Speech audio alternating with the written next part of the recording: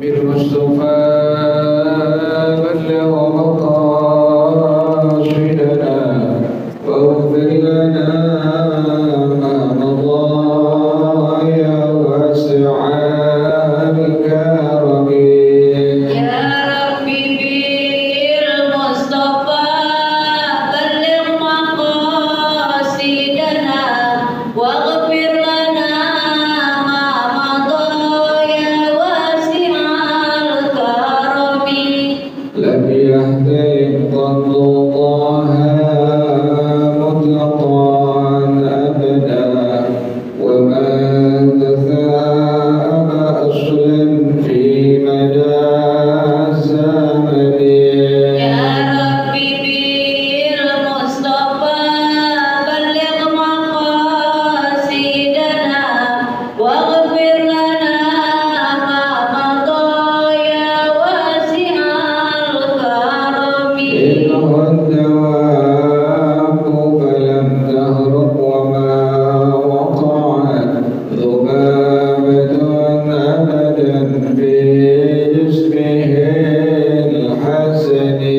يا ربي بالمصطفى بلغ مقاصدنا واغفر لنا ما مضى يا واسع الكرم. بقلبه كأمام رؤية ثبتت ولا يرى آثار بول منه في عالم.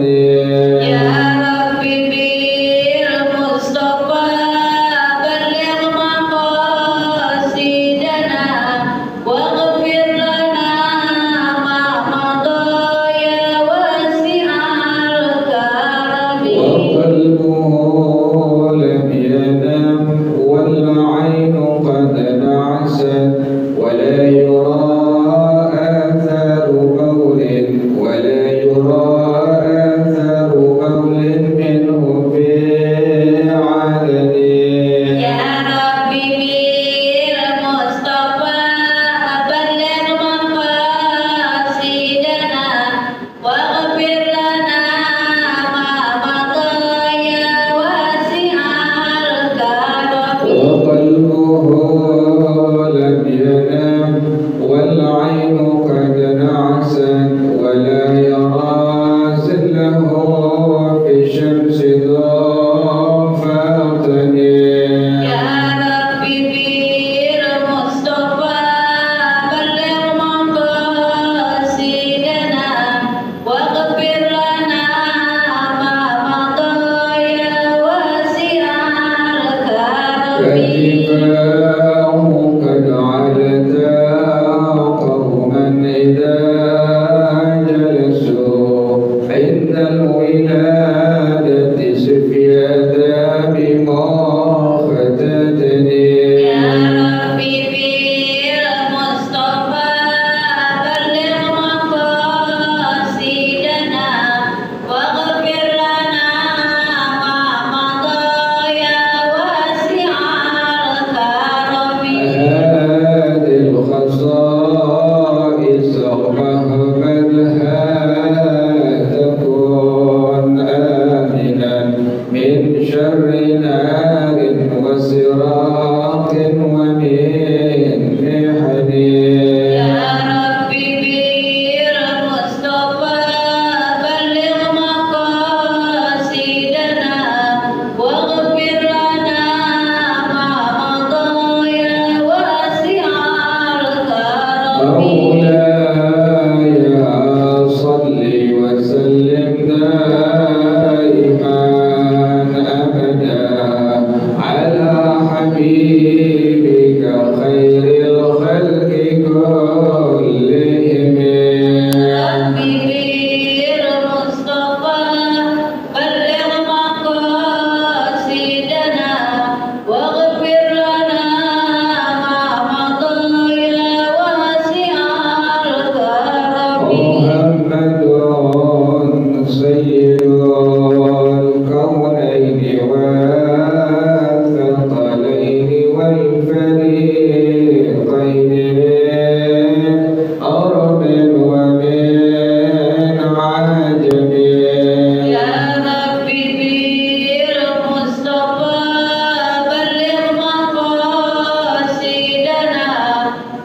واغفر لنا ما مضى يا واسع الكرم. هو الحبيب الذي ترجى شفاعته في كل هول من الأهوال مقتهم. يا ربي بالمصطفى بلغ مقاصدنا واغفر لنا ما مضى يا واسع الكرم. فليعتصم بك يا خير الورى شرفا، والله حافظ من كل منتكب. يا ربي بالمصطفى بلغ مقاصدنا واغفر لنا ما مضى يا واسع الكرم. ومن تكن برسول الله نصرته إن تلقه الغسل في آجامها تجري. يا ربي بالمصطفى بلغ مقاصدنا واغفر لنا ما مضى يا واسع الكرم. ولن يضيق رسول الله جاهك به، إذ الكريم تجلى باسم منتكب. مصطفى بلغ مقاصدنا واغفر لنا ما مضى يا واسع الكرم. وكلهم من رسول الله ملتمس غرفا من البحر أو رشفا من الديم. يا ربي بالمصطفى بلغ مقاصدنا واغفر لنا ما مضى يا واسع الكرم. يا نفس لا تكرتي من زلة عظمت، إن الكبائر في الغفران كالأمم. يا ربي بالمصطفى بلغ مقاصدنا واغفر لنا ما مضى يا واسع الكرم. لعل رحمة ربي حين يقسمها تأتي على حسب الإسيان في القسم. يا ربي بالمصطفى بلغ مقاصدنا واغفر لنا ما مضى يا واسع الكرم. مولاي صل وسلم دائما أبدا على حبيبك خير الخلق كلهم. يا ربي بالمصطفى بلغ مقاصدنا واغفر لنا ما مضى يا واسع الكرم. اللهم صل وسلم وبارك عليه وعلى آله رسول الله صلى الله عليه وسلم، ثم إلى أرواح آبائه وإخوانه من المسلمين والصحابة أجمعين وتابعين لهم بإحسان إلى يوم الدين، ثم إلى أرواح آبائنا وأمهاتنا وأجدادنا وجداتنا ومشايخنا ومعلمين في الدين، ولجميع المسلمين والمسلمات والمؤمنين والمؤمنات. سلم شيخنا ورب أرواحنا الحبيب عبد الرحمن بن أحمد السجاد، له شيخنا ورب أرواحنا الحبيب علي بن محمد الرحمن السجاد، له شيخنا ورب أرواحنا في هدينا والدين في جمل الخير، وإلى الشيخ سيد محمد باشر الشيخ عبد الله بن عبد الرحمن فضل الحضرة وأصولهم وفروعهم أن الله يتغشاهم بالرحمة والمغفرة أن الله يغفر لهم ويرحمهم ويعيد رجالهم لله ويؤيد علينا من بركاتهم وأسرارهم وأنوارهم وعلومهم ونفحاتهم وكراماتهم وإمدادهم في الدين والدنيا والآخرة. الفاتحة لهذه النية وعلى كل نية صالحة جالبة لكل خير دافعة لكل شر. وإلى حضرة النبي محمد صلى الله عليه وآله وصحبه وسلم. الفاتحة. أعوذ بالله من الشيطان الرجيم. بسم الله الرحمن الرحيم. الحمد لله رب العالمين الرحمن الرحيم مالك يوم الدين إياك نعبد وإياك نستعين اهدنا الصراط المستقيم صراط الذين أنعمت عليهم غير المغضوب عليهم ولا الضالين آمين. اللهم صل وسلم على سيدنا محمد الفاتح لما أغلق الخاتم لما سبق الناصر الحق بالحق والهادي إلى صراطك المستقيم وعلى آله وصحبه حق قدره ومقداره العظيم. اللهم أخرجنا من ظلمات الوهم وأكرمنا بنور الفهم وافتح علينا بمعرفة العلم وحسن أخلاقنا بالحلم وسهل لنا أبواب فضلك وانشر علينا من خزائن رحمتك يا أرحم الراحمين. Bacanya sampai wa man shalla fardhan aw naflan. Bismillahirrahmanirrahim.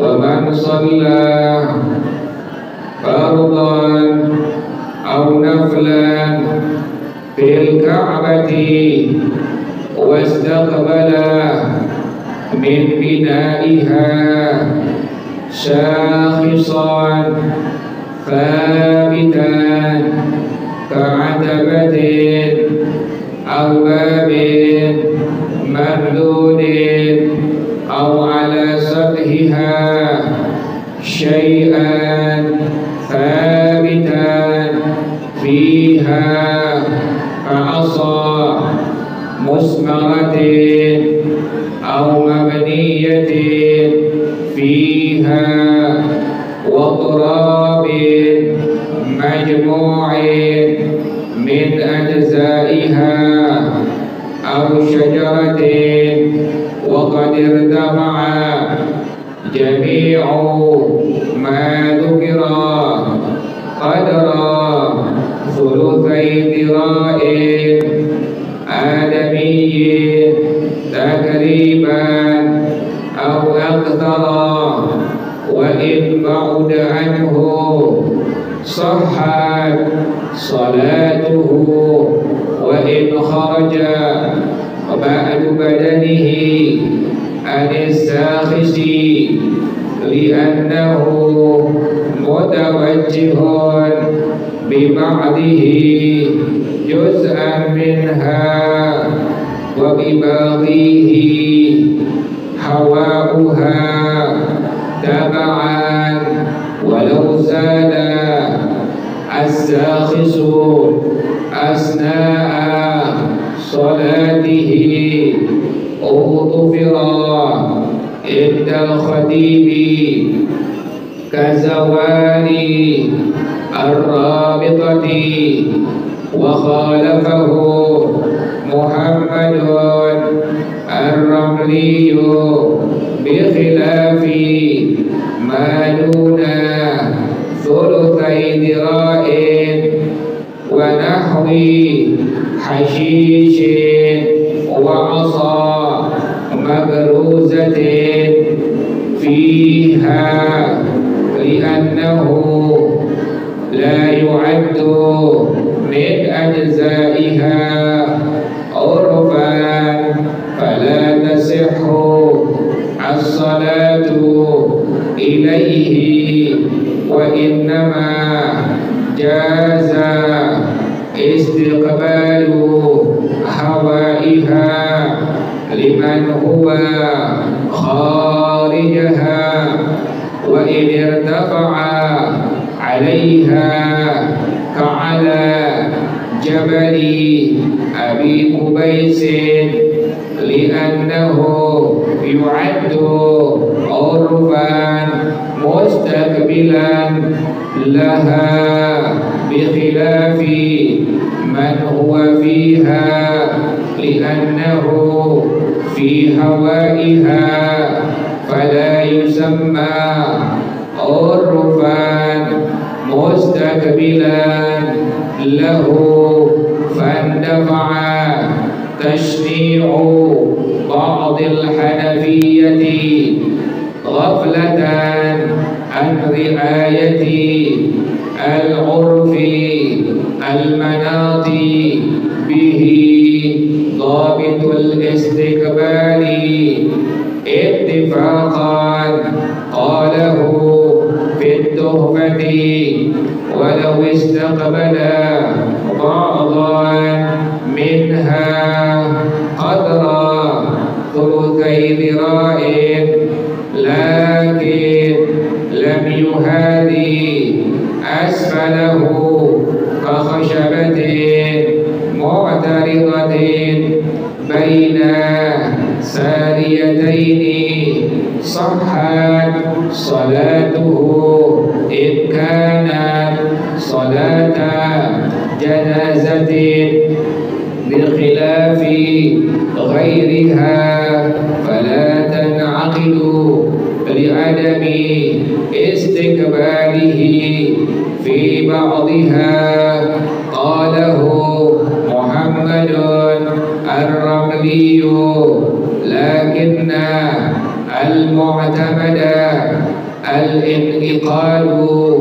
مطلقا ثم عند عدم الاستقبال تبطل والله أعلم بالصواب. بسم الله الرحمن الرحيم الحمد لله رب العالمين والصلاة والسلام على أشرف الأنبياء والمرسلين وعلى آله وصحبه أجمعين. قال الشيخ الإمام المؤلف رحمه الله وأدام النفع به وبركات علومه وبكم في الدارين آمين. قال رضي الله تعالى عنه بسم الله الرحمن الرحيم ومن صلى فرضا أو نفلا orang yang melakukan sholat yang fardu atau yang sunnah di mana dikerjakannya fil Ka'bati di dalam Ka'bah Baitullah. Jadi ibu kalau pernah waktu pergi haji atau umrah melihat Ka'bah Baitullah dibuka pintunya bu ya, kan suka ada beberapa orang yang diperbolehkan masuk ya bu ya ke dalamnya ya. Nah ini bagaimana kalau seandainya ada orang yang sholat namun sholatnya bukan di luar Ka'bah Baitullah tetapi sholatnya di dalam Ka'bah Baitullah ya bu ya.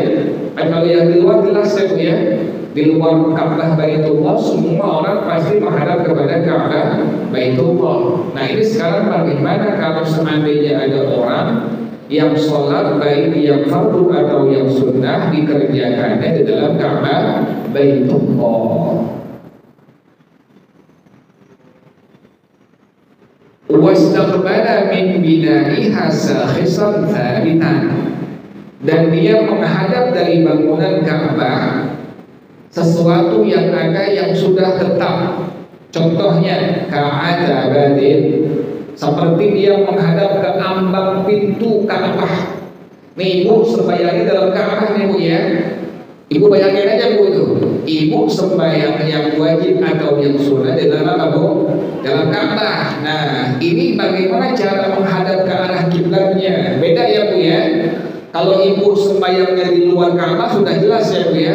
Semua orang itu dari berbagai arah itu seluruhnya menghadap ke arah Ka'bah Baitullah.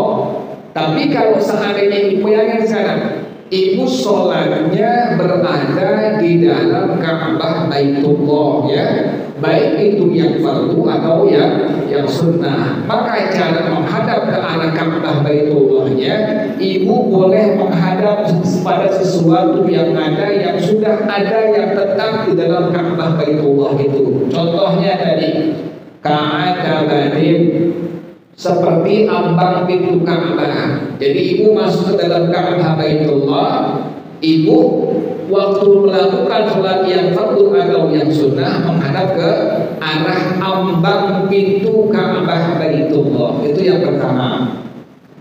Aubabin mardudin, atau ke pintu yang memang dilewati bolak-balik oleh manusia, oleh orang, ya Bu ya. Jadi boleh ambang pintu ya Bu ya. Ambang pintu paham ya Bu ya? Ambang pintu paham nggak Bu? Ngerti ya Bu ya? Ambang pintu ya. Jadi pertama mengarahnya ke ambang pintu yang ada di Ka'bah Baitullah. Atau yang kedua langsung mengarah ke pintunya, pintu masuk keluar ke dalam Ka'bah Baitullah. Ibu supaya dalam Ka'bah Baitullah ya Bu ya. Kemudian ini bagaimana cara menghadap ke arah Ka'bah Baitullahnya? Pertama, tadi dalam madhab al-Imam Syafi'i rahimahullah, madhab kita madhab al-Imam Syafi'i, bukan madhab Bung Karno ya Bu ya. Kita madhab al-Imam Syafi'i ya Bu ya. Agama itu perlu dalil ya Bu ya.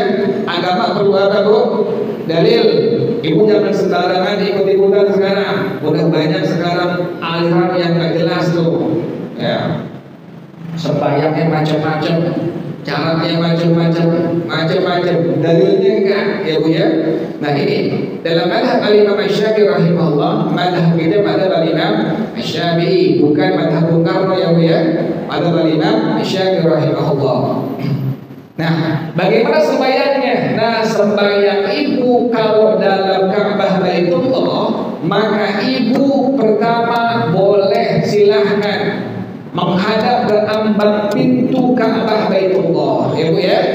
Yang kedua, atau ibu menghadapnya ke pintu yang merupakan akses keluar masuk ke dalam Ka'bah Baitullah. Ngerti ya Bu ya? Jelas ya?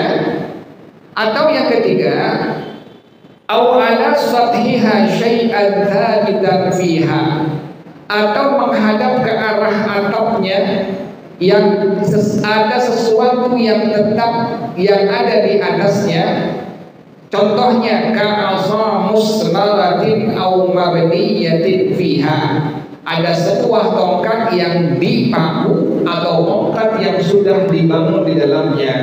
Jadi boleh tadi yang paling gampang, ibu menghadapnya ke ambang pintu Ka'bah Baitullah. Atau yang paling gampang lagi, ibu menghadap kepada pintu yang merupakan akses keluar masuk dari Ka'bah Baitullah.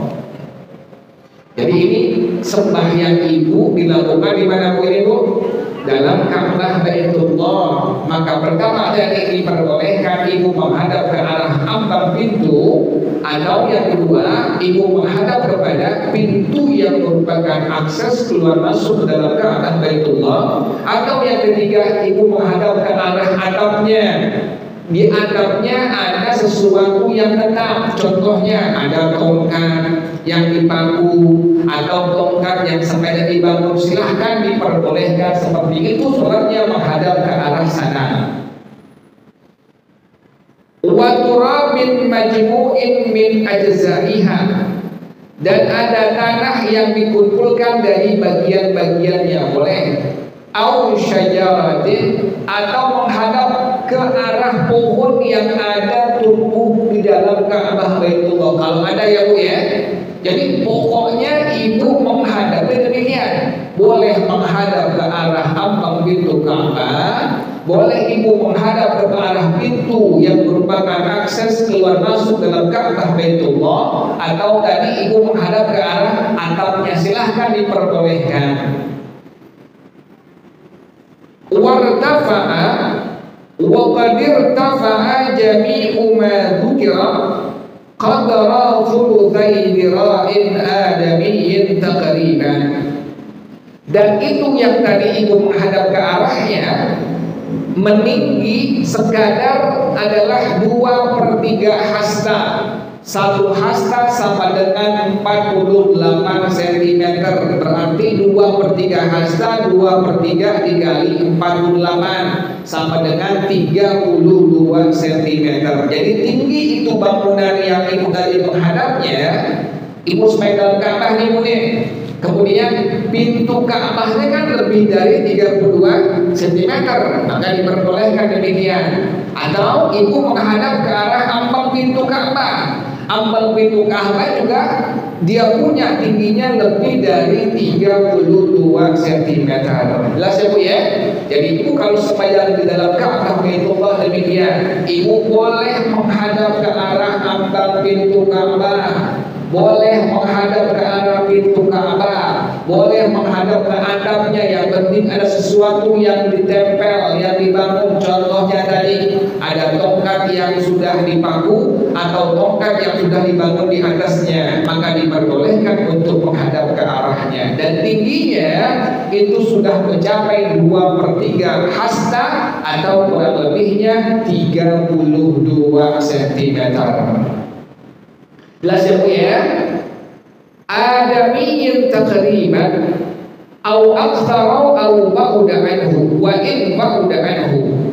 2/3 hasta manusia kira-kira atau lebih sekalipun jauh daripadanya. Bagaimana kalau seandainya ada orang yang sholatnya demikian? Sholat dalam Ka'bah Baitullah, ibu pas masuk dalam Ka'bah Baitullah, ibu sholatnya menghadap ke arah pintu Ka'bah. Nah ini bagaimana hukum sholat yang ibu kerjakan dengan menghadap ke arah pintu Ka'bah Baitullah? Sahhat sholatuhu, sah sholat yang ibu kerjakan. Jelas ya Bu ya? Jadi ibu kalau sembahyang di dalam luar Ka'bah Baitullah, di luar Ka'bah Baitullah jelas. Artinya semua arah menghadap ke arah Baitullah dihukumkan sholat yang kita kerjakan hukumnya sah. Nah, tetapi ini ada masalah. Bagaimana orang yang masuk dalam Ka'bah Baitullah, cara menghadap ke arah mana Bu? Arah Ka'bahnya tadi yang paling gampang ibu menghadap ke arah ambang pintu Ka'bah atau menghadap kepada pintu yang merupakan akses keluar masuk dalam Ka'bah atau sesuatu yang sudah ada dalam Ka'bah Baitullah, maka dihukumkan sholat ibu sah. Yang penting tingginya telah mencapai 2/3 hasta atau sama dengan 32 cm. Wa in kharaja ba'du badanihi anis sakhizi, sekalipun keluar sebagian badannya anis sakhizi, daripada sesuatu yang ada tadi. Kenapa demikian dihukumkan sah? Li'annahu mutawajjihun bi ba'dihi juz'an minha, dikarenakan orang tersebut sudah mengarah dengan sebagiannya kepada satu bagian daripada Ka'bah Baitullah, wa bibaqihi hawa'uha tab'an, dan sisanya di bagian atasnya. Tuh. Ngerti ya Bu ya? Jelas ya? Jadi ibu kalau sembahyang dalam Ka'bah Baitullah menghadap ke mana saja ya Bu ya? Boleh ke arah ambang pintunya, boleh ke arah pintunya, atau ke arah atapnya. Yang penting di sana ada sesuatu yang sudah tetap. Contohnya ada tongkat yang sudah dipaku atau tongkat yang sudah dibangun. Jelas ya Bu ya? Terus yang paling penting tingginya telah mencapai 2/3 hasta atau sama dengan 32 cm. Walau zalas sakhisu anna as-salatihi, kalau seandainya hilang sesuatu yang tadi ibu menghadapnya pada waktu pertengahan ibu sholat, baik yang fardu atau yang sunnah, maka dimaaf, artinya tetap sah sholat yang ibu kerjakan. Menurut siapa? Indal Khatibi, menurut pendapat daripada Al-Imam Al-Khatib Asy-Syafi'i rahimahullah. Jadi ingat ya Bu ya, setiap kerjaan ibadah kita, ya Bu ya, kan ibadah ada wudu, ada sholat, ya Bu ya, ada mandi hadas, ada tayamum, ada cara kita sholat, cara kita puasa, cara kita zakat, cara kita korban, semua ada pendapat dari ulama sebelum kita, dan mereka semua dasarnya Al-Quran dan hadis Rasulullah Shallallahu Alaihi Wasallam. Sekali lagi ya Bu ya, jadi bukan pendapat pribadi ya Bu ya, bukan pendapat pribadi, pendapat ulama-ulama sebelum kita. Makanya ibu sekarang kalau hati-hati lihat di medsos yang aneh-aneh, jangan lihat itu, jangan ikutin kayak begitu. Tapi sekarang lagi marah nih, ada madhab Bung Karno, kita bingung tuh. Ada cuma 4 madhab. Yang pertama Imam Abu Hanifah, yang kedua Imam Malik, yang ketiga madhab Imam Asy-Syafi'i, yang keempat madhab Imam Ahmad bin Hanbal. Indonesia menganut kebanyakan madhab Imam Asy-Syafi'i rahimahullah. Jangan ikutin yang Bu ya, kayak begitu ya Bu ya, asal tahu doang. Biar pemerintah yang melakukan nanti investigasinya tuh, kan nanti ada MUI, ada Departemen Agama, semua dikirim tuh. Ibu lihatin aja Bu ya, nggak usah pakai demo-demo ya Bu ya, nanti ibu lagi ibu deh. Nggak usah demo, ibu ngaji aja udah, nggak usah demo-demo. Jelas ya Bu ya? Jadi pendapat dari Al-Imam Al-Khatib Asy-Syafi'i rahimahullah adalah demikian. Kalau pas ibu sembahyang baik yang fardu atau yang sunnah, tadi pintunya hilang, lagi sembahyang subuh misalnya dalam Ka'bah Baitullah, ibu menghadap ke arah pintu Ka'bah Baitullah, ibu sembahyang dalam Ka'bah ya Bu ya. Pas ibu lagi sembahyang baik yang fardu atau yang sunnah, tiba-tiba pintunya hilang. Ini bagaimana hukumnya? Menurut pendapat yang pertama, yakni pendapat daripada Al-Khatib Asy-Syafi'i rahimahullah, salatnya dihukumkan sah karena hal itu dimaaf pada hukum syariat, pada hukum agama. Kazawalir rabitati, seperti hilangnya rabitah. Ini rabitah dalam saf ya Bu ya, dalam saf. Ibu kalau lagi sembahyang safnya mesti wajib kudu nyambung ya Bu ya, nggak boleh terputus ya Bu ya. Saf yang satu dengan yang lainnya mesti apa Bu? Mesti nyambung, nggak boleh terputus. Misalnya ibu di luar majelis, teman-teman ibu dalam majelis. Nah ini antara yang di luar dengan yang dalam harus ada apanya Bu? Ada yang menghubungkannya tuh begitu. Kalau tidak maka dihukumkan tidak sah, karena harus ada ar-rabithah namanya. Harus ada shaf yang menghubungkan dengan shaf yang sebelumnya. Lain halnya dalam masjid Bu. Lain nih, kayak sini Al-Ma'mur, imamnya di bawah, makmumnya di atas Bu. Jadi imamnya sama makmum ini berantem, gak akur Bu nih. Pas berdua berjamaah melihat, gak mau imamnya dia. Si makmum sembahyang lantai 2, imamnya lantai 1, berdua doang Bu, maka dihukumkan sah. Kenapa demikian? Karena satu tempat di dalam masjid ya Bu ya. Kalau yang di luar masjid, misalnya sholat Jumat atau sholat Idul Fitri atau Idul Adha, kan orang banyak ya Bu ya, sampai keluar-luar ya Bu ya. Nah antara shaf yang di dalam dengan yang di luar itu harus ada ar-rabithah, harus ada shaf yang menyambungkan dengan shaf yang sebelumnya di dalamnya. Lah saya mengerti Bu ya. Saya kadang-kadang saya lihat Bu nih, ini orang ada kemana, saya bingung. Di luar sembahyangnya tapi sudah apa Bu? Sudah terputus dari shaf yang ada. Sama sembahyangnya Bu? Nggak sah. Sembahyang di luar nih, dari Al-Ma'mur sudah di luar nih. Sementara shaf yang di dalam tidak ada. Tidak ada yang menyambungkan dari shaf yang di luar ke dalam. Ini bagaimana hukum sembahyang yang di luar? Dihukumkan tidak sah sholatnya, kecuali ada shaf yang menyambungkan. Yang lebih anehnya ada putus, ada mobil parkiran, ada motor, di belakangnya ada orang sembahyang. Ketika kita orang sembahyang gimana ya?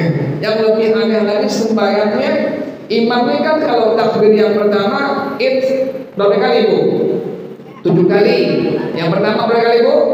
7 kali. Karena di sembahyang di luar disangka imamnya takbirnya takbir intiqal, berpindah dari satu rukun ke rukun yang lainnya. Pas imam Allahu Akbar di ruku, Allahu Akbar tidak, disangka ini imamnya udah sembahyang udah pindah dan satu rukun ke rukun yang lainnya.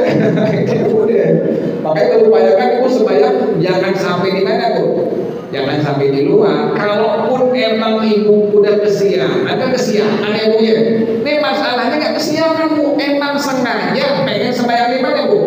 Mau bersembahyang di luar, nah mau lagi mau pergi lagi ya Allah, kesian banget. Jadi demikian Bu ya.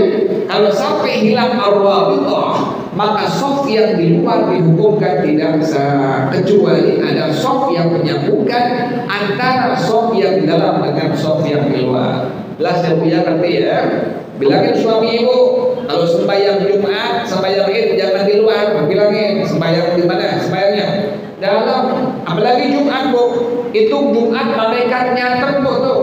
Orang-orang yang masuk ke dalam masjid ditulis di absen Fulan bin Fulan, Fulan bin Fulan. Kalau yang di luar berarti nggak diapain Bu? Ada catat.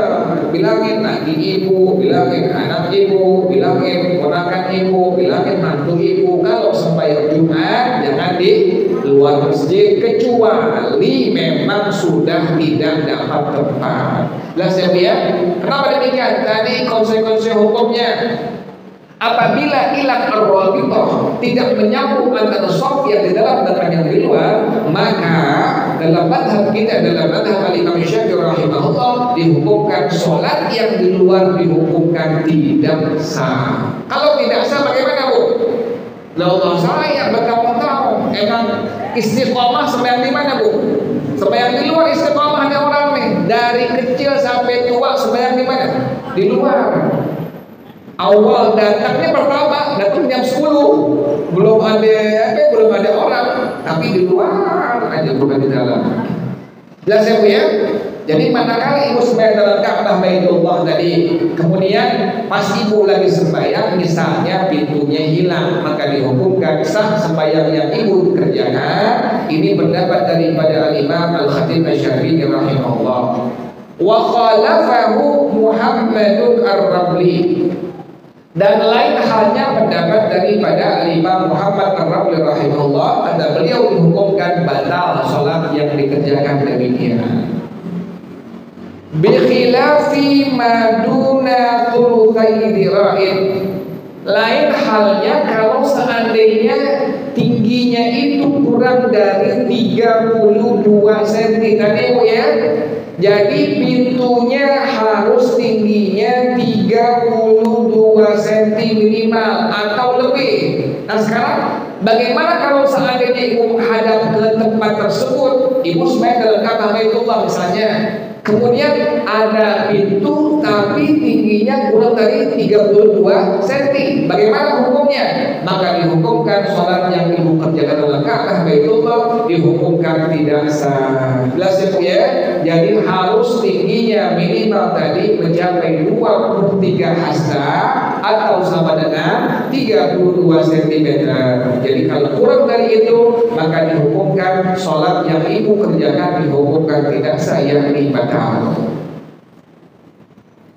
Wa nahwi hashisin wa asam magruzatin fiha li'annahu la yu'addu min ajza'iha urfan. Dan seumpama menghadap ke arah rumputan atau menghadap ke tongkat yang ditancapkan, bukan yang dipaku, bukan yang dibangun, tetapi tongkat cuma ditancapin doang.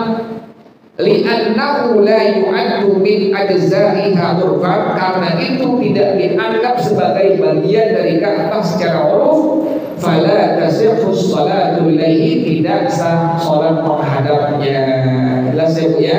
Jadi ibu kalau sembahyang dalam Ka'bah Baitullah baik sembahyang yang fardu atau yang sunnah tadi harus menghadap kepada sesuatu yang ada dalam Ka'bah Baitullah, tetapi yang sudah tetap. Kemudian contohnya tadi ambang pintu, kemudian pintu, tapi ingat tingginya itu harus mencapai tadi berapa Bu? 32 cm. Di luar itu, di bawah itu, maka dihukumkan sholat ibu dihukumkan tidak sah. Jelas ya Bu ya? Wa innama jaza istiqbalu hawaiha, dan sesungguhnya boleh menghadap ke arah udara atasnya, atas bagian Ka'bah Baitullah, liman huwa kharijaha, bagi orang yang di luar Ka'bah Baitullah. Wa inirtafa'a 'alaiha, sekalipun itu bagian atas lebih tinggi daripada Ka'bah Baitullah. Contohnya apa?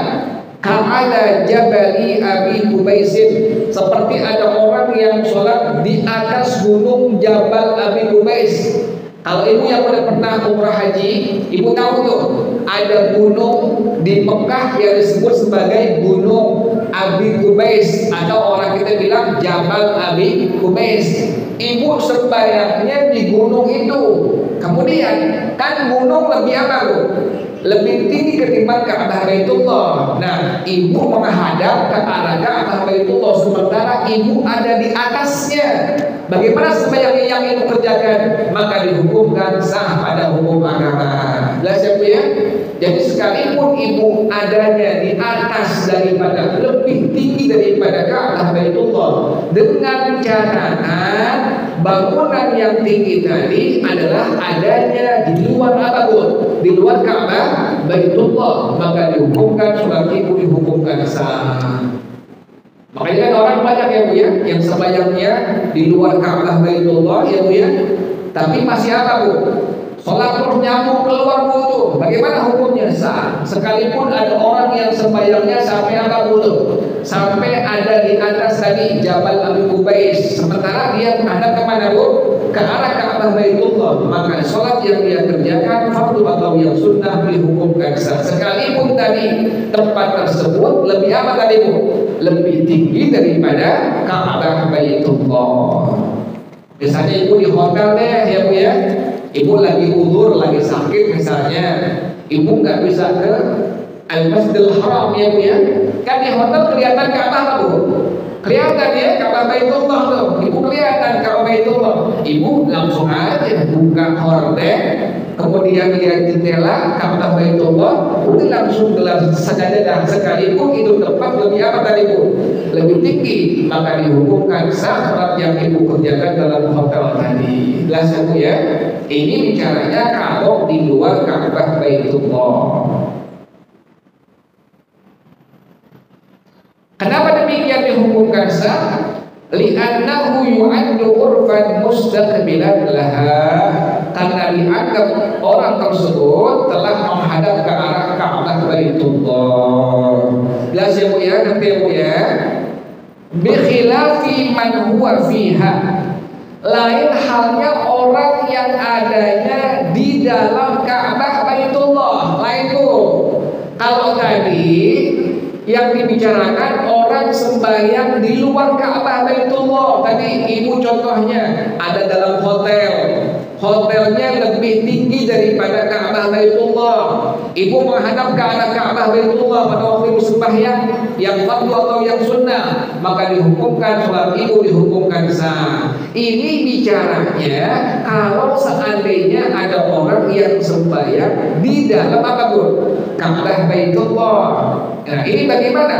Li'annahu fi hawaiha la fala yusamma urfan mustaqbilan lahu, karena orang yang sembahyangnya ada dalam Ka'bah Baitullah, kalau dia ada di atasnya maka tidak dianggap sebagai orang yang menghadap ke arah kiblat. Ibu naik ke arah mana Bu? Ka'bah Baitullah. Naik di mananya Bu? Di atasnya Ka'bah Baitullah. Nggak sah sembahyang ibu di atasnya, nggak boleh. Harus di mana tadi Bu? Dalam Ka'bah Baitullah. Ngerti ya Bu? Jelas ya? Kan ibu suka lihat ya Bu ya? Ada orang yang kalau ganti kiswah Ka'bah tuh ada di mana Bu? Di atasnya butuh. Nah misalnya dia sembahyang di atas, nggak sah sembahyangnya. Kenapa demikian? Adanya dalam Ka'bah, kemudian adanya di atas Ka'bah, maka dihukumkan sholat orang tersebut dihukumkan tidak sah dalam mazhab Al-Imam Asy-Syafi'i rahimahullah. Jelas ya Bu ya? Jadi kalau ibu sembahyang dalam hotel lebih tinggi daripada Ka'bah Baitullah, kemudian ibu menghadap ke arah Ka'bah Baitullah, maka dihukumkan sah. Kenapa demikian sah? Karena adanya ibu di luar apa tadi Bu? Di luar Ka'bah Baitullah. Ini bicaranya yang tidak sah kalau seandainya ibu sholatnya di mana tadi Bu? Dalam Ka'bah Baitullah. Kalau sudah melihat ya Bu ya, di televisi ya Bu ya, ada orang sembahyang di mana Bu? Dalam Ka'bah Baitullah, kemudian menghadapnya bisa ke arah tiangnya, bisa mengarah ke tampang pintunya, bisa mengarah ke pintunya, maka dihukumkan sholatnya sah. Ya, kan seperti itu ya, paham ya?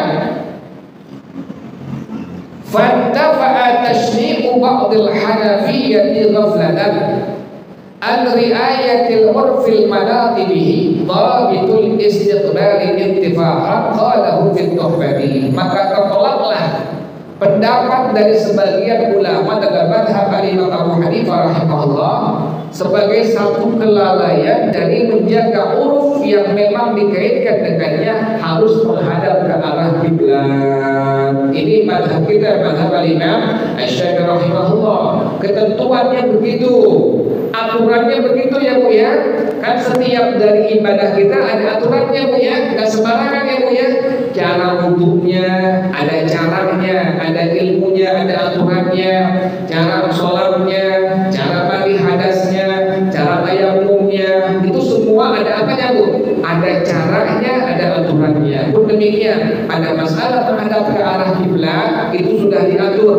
Bila ibu sembahyang dalam Ka'bah Baitullah, maka ibu tadi harus menghadap kepada sesuatu yang ada dalam Ka'bah Baitullah.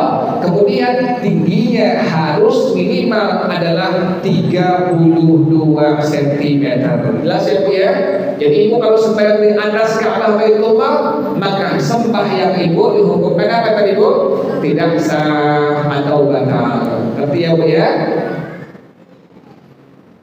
Walau istaqbala fardhan minha, kalau seandainya ada orang yang menghadap ke arah Ka'bah Baitullah sebagiannya saja, qadara thulutsai dira'in, sekedar 2/3 hasta atau 32 cm, lakin lam yuhadi asfalahu, tapi dia tidak sejajar dengan bagian paling bawahnya.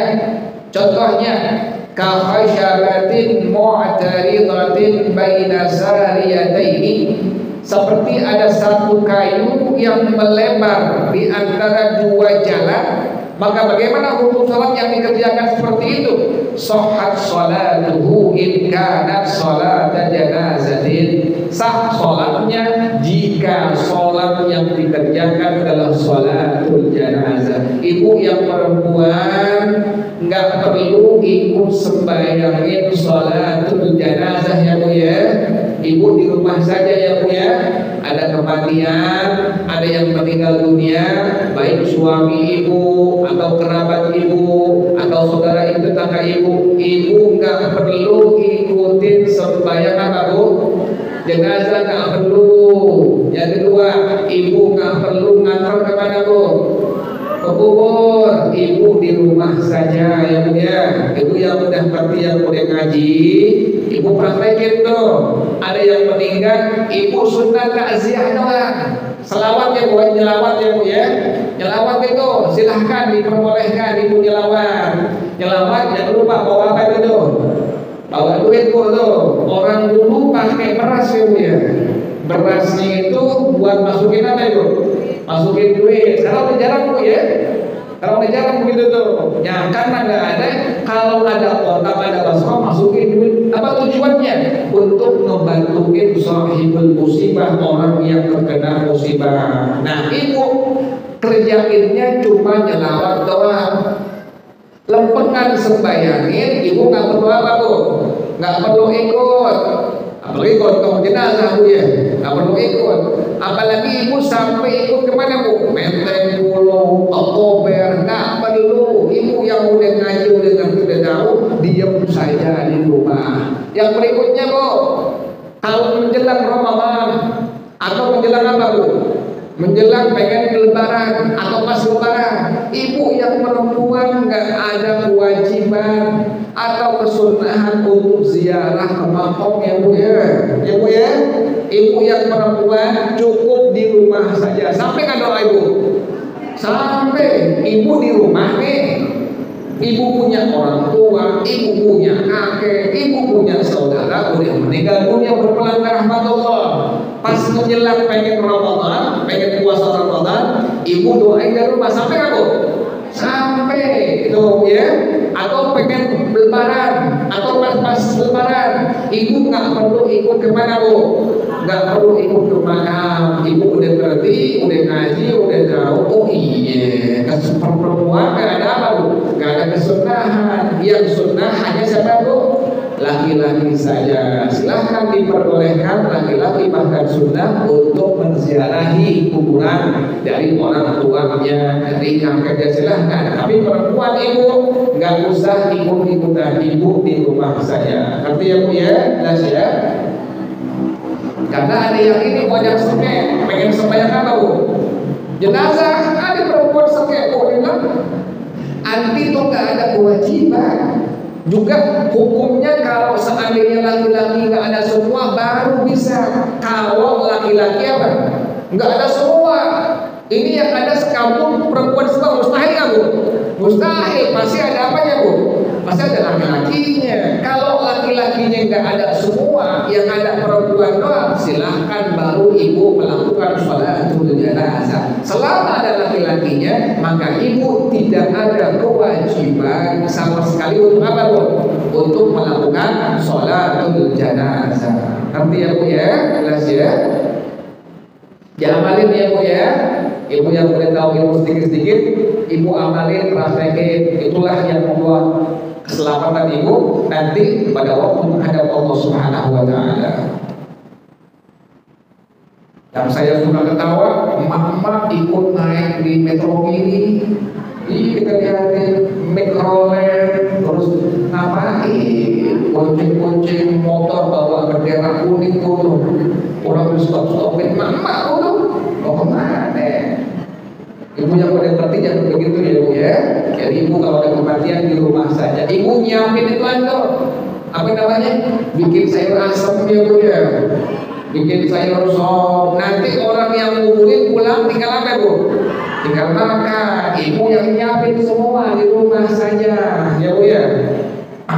Amalin tuh, praktekin tuh.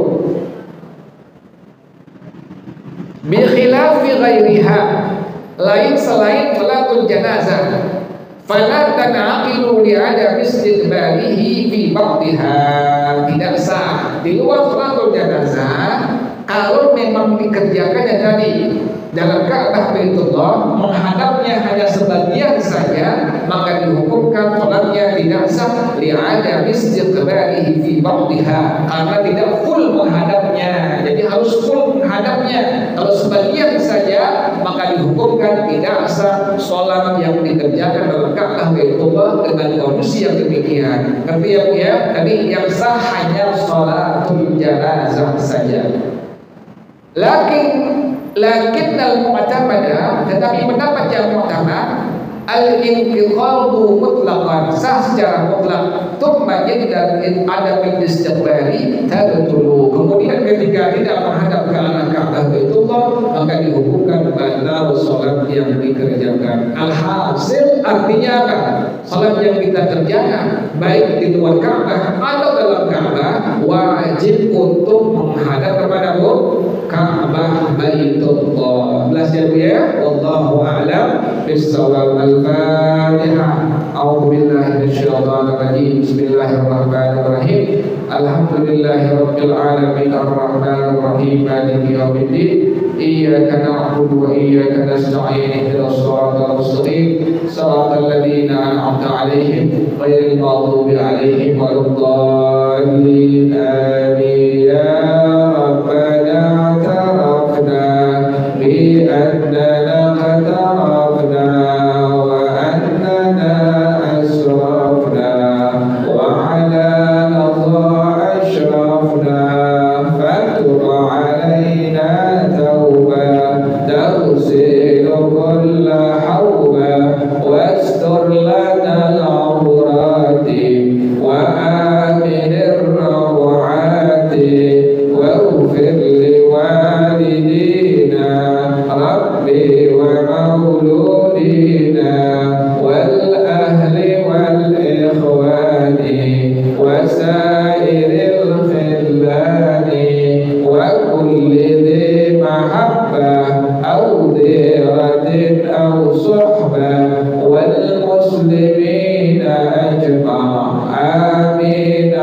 ربي يسمع فضلا وجودا منا لا باكتساب منا بالمصطفى الرسول نحظى بكل سور صلى وسلم ربي عليه أن الحمد والآل والأصحاب عداد السهم والحمد لله في البدء والتنهي sama-sama subhanakallahumma wa bihamdika asyhadu an la ilaha illa anta astaghfiruka wa atubu ilaik hadanallahu wassalamu alaikum warahmatullahi